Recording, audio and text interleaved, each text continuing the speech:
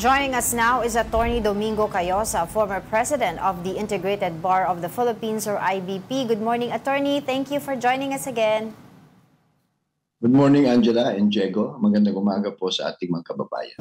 Siguro po, we would like to get your assessment dun po sa ginawang filing of cases po ng Ombudsman just yesterday. And bakit po kaya hindi na lang po plunder, no? Can you explain to us po bakit hindi na lang plunder po yung pwedeng isinampa kay Zaldico? First, we welcome the development and barely two months after nagsimula yung investigation, meron nang na-file. Right. So this proves our point that if there is political will, pwede namang bilisan. Because ang isang puna natin, cancer or even corruption that afflicts our country is not only in the executive branch but also in the justice system. Sobrang bagal ang ating hustisya nung nakaraan. Kaya wala nang naniniwala, and when there is delay, it breeds corruption, undue influence, and there is no justice. So now it is proven it can be done quickly kung gusto naman. Pangalawa, I could understand why hindi plunder ang final nila. Because if you look at jurisprudence, the Supreme Court and the judiciary has added so many technical requirements for you to be convicted with plunder. Karamihan ng mga nakakasunod ng plunder, yung mga big time, mga politiko, mga kapangyarihan, at they amassed at least 50 million pesos na ninakaw or more. Alam naman natin na kung malaki-laki yung nanakaw ng isang tao, aambunan niya lahat in the justice system at nadidribble. And we have seen the effect in the Napolis scam and many other scams na malalaki din pero halos walang nangyari at lalong halos walang na-recover kasi nga nadidribble. So, yung graft and yung plunder kasi has special law. And over the years, jurisprudence has added so many requirements na mahirap mag-prove ng plunder tuloy. Halos hindi mo na makita yung batas dun sa jurisprudence kung minsan So, that's one. Pangalawa, yung graft and corruption kasi, mas simple, mas straightforward yan. It is under the revised penal code, old law, mas madaling i-prove yan. It does not have to be a series of transactions kasi yun ang really require ng Supreme Court, series of transactions daw. Kulang ka ng isa, wala na yung kaso. So yung graft and corruption, malversation, straightforward yan. So I think it is wise for the Ombudsman to file that. Anyway, let us not worry kasi because of the adjusted amounts for mga bails, non-bailable din naman kung malalaki. Yun naman ang hapon natin. Pangalawa, it's much easier and much simpler to prove this revised penal code crime than plunder. So we would understand. Anyway, this is only for one transaction, one project. We have to make that clear. They can file another case as there are anomalous projects. Right. Attorney, now that the ball is in the Sandigan Bayan with these cases, what do we expect next? Do we expect arrest orders also? And usually, how fast are these released? Well, again, if the Sandigan Bayan wants to do it quickly, it can do it quickly. Of course, the other side, they have lawyers. They will try to delay that. They will question technicalities. But I hope that the judiciary also cooperates in this scandal of aggravated graft and corruption. Sana naman bilis-bilisan nila. Sana wala na yung dribble.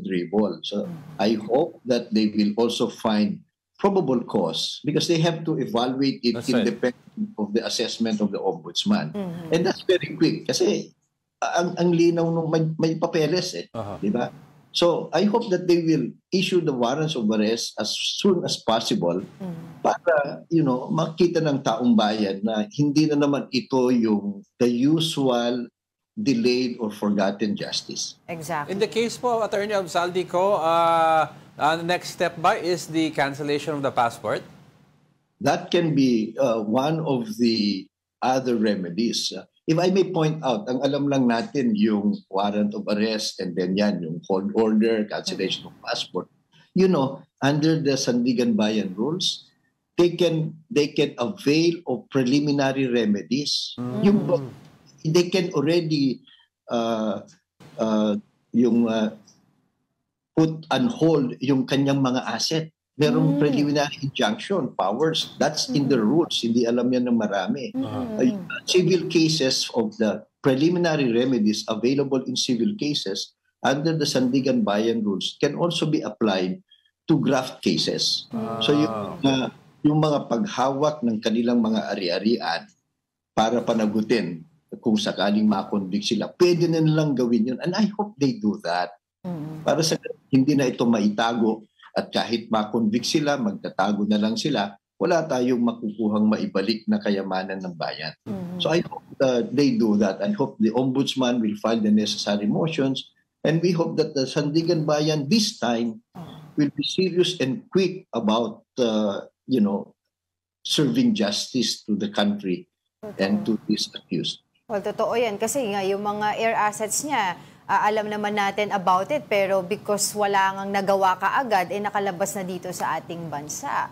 And sabi nyo nga po, ombudsman po ang dapat ang kumilos po ng mas agaran po mabilis dyan. Tama po? Yes, and so far, mabilis naman yung ombudsman. Ang problema ng ombudsman and the executive, yung judiciary is independent of the executive. Kaya ang panawagan natin bilang abogado at mamamayang Pilipino, and worry of the track record of the judiciary, justice bilis naman dyan. We hope that hindi na naman maging kasangkapan ng judiciary branch to add so many technical requirements na halos wala na namang makonvict. So bantayan din natin sila. Attorney, bantayan din natin sila. That's right. No? Pero, attorney, madaming hindi, yung mga regular people like us na hindi maalam masyado sa batas ay nagtatanong, bakit si Rep. Martin Romualdez na who has the same level daw of evidence as Saldico, hindi makasukasuhan, si Saldico may kaso na daw?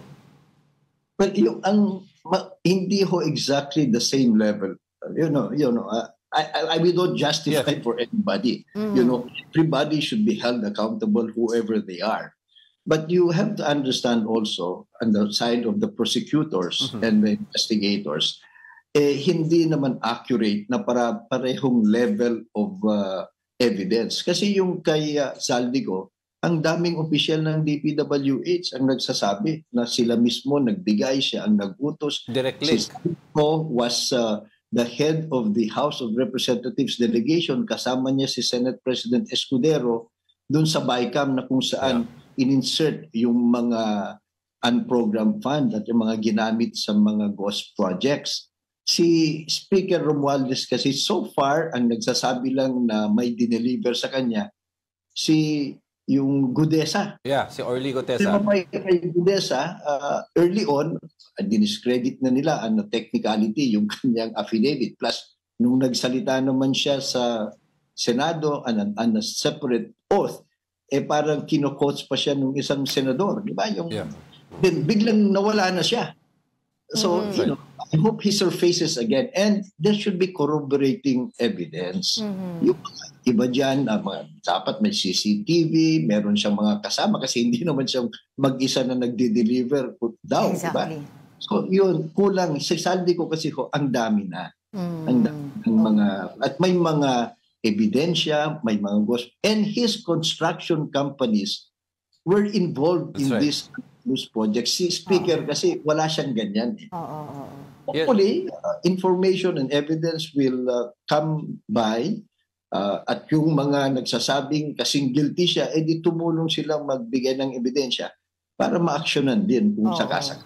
Well, attorney, tama po ba na yung sinasabi nilang option niya supposedly dapat na nung hindi pa siya nakakasuhan na he can actually swear under oath in a Philippine diplomatic mission or Philippine diplomatic mission ay imposible na ngayon dahil meron ng cases filed against him na which is pwede niya sana daw ginawa kung mapatunayan niyang may threat sa life niya, etc. Tama po ba yun?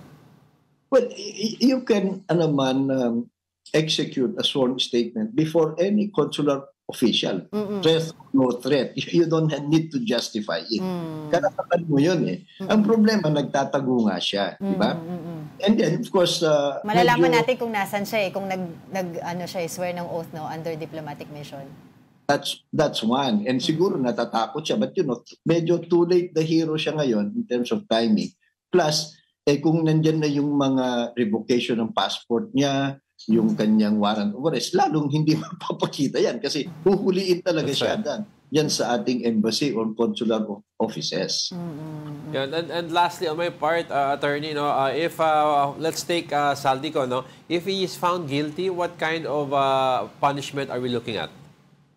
Well, pwedeng life imprisonment depende sa amount at saka sa gravity of the offense.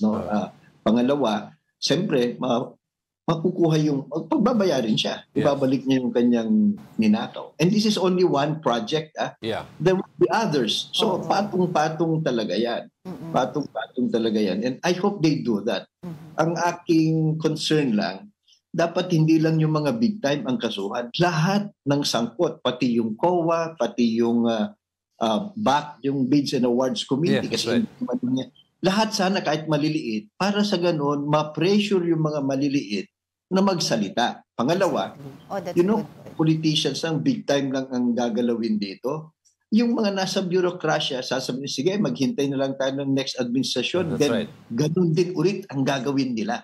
So, That's a good everybody has point. to be accountable. The big time and the small. That's my That's a good point, attorney. And one last na lang po, kasi naisip ko lang din pong concern dito pag sinasabi nila na yung SunWest, kasi pagmamay-ari po ni former Congressman Zaldico, but they can always say na nag-divest na siya ng 2019. So how can they prove na he still had a hand, diba, on those transactions?